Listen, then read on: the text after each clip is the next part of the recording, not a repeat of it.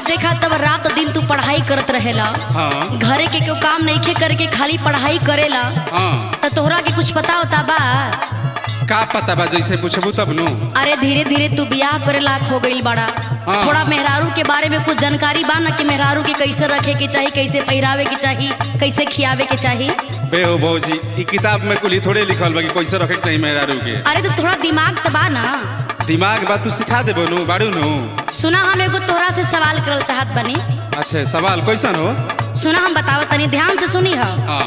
ए लेकिन तू बड़ा तेज माइंड का बड़ा। अरे वाह भौजी, इतना कह के दिल खुश कर देलू। हाँ तो सुना। पूछ। कवन चीज घुसे नहीं बहुते दुखाला। सुन ला। हाँ भौजी। कवन चीज घुसे नहीं बहुते दुखाला, तेलवा लगवला पे सर सर जाला। कुछ ख्याल पड़ता? हाँ भौजी, लेकिन वही का कहत तारू, ये सब थोड़े पढ़िला हूं। अरे देवर जी शर्मा मत, थोड़ा सा दिमाग पे जोर दे के बतावा ना। अरे हम बता तो देबे करब, लेकिन बहुत ऐसा ऐसा सवाल काहे पूछत तारू भौजी? अरे ज्यादा ऐसा वैसन सवाल नहीं खेबा हो, तनी दिमाग दौड़ावा। अच्छा सुना। बोला। अगर तू चाहत तारू तो एकर जवाब सुन ला। हाँ बतावा ना। चूड़ी नहीं घुसे ऐसे बहुत दुखाला। अरे वाह देवर जी।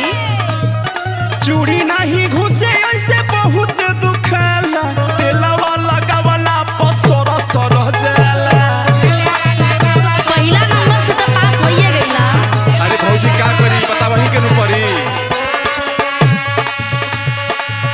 यही से तो कहत तनी देवर जी, हम सुनले बानी कि तू बहुते तेज दिमाग का बड़ा। लेकिन शर्माई लनु भौजी, भैया से कह देबू तब। ना ना शर्मा मत हो।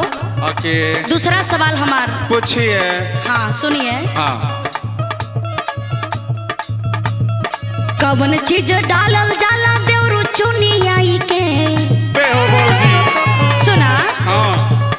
कवन चीज डालल जाला देवरू चुनियाई के, बाकी निकालल जाला ओके खुनियाई के।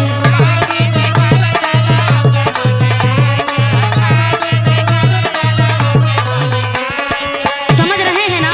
हाँ भौजी, लेकिन ऐसा ऐसा सवाल तुम्हारा कैसे पता बा भौजी? तू हो बहुत तेज बाड़ू।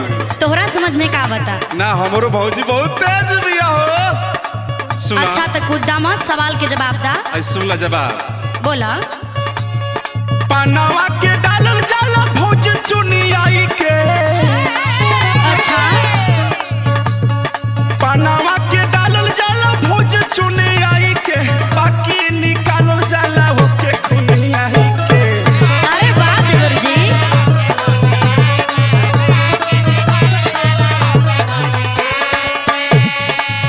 सुना सुना।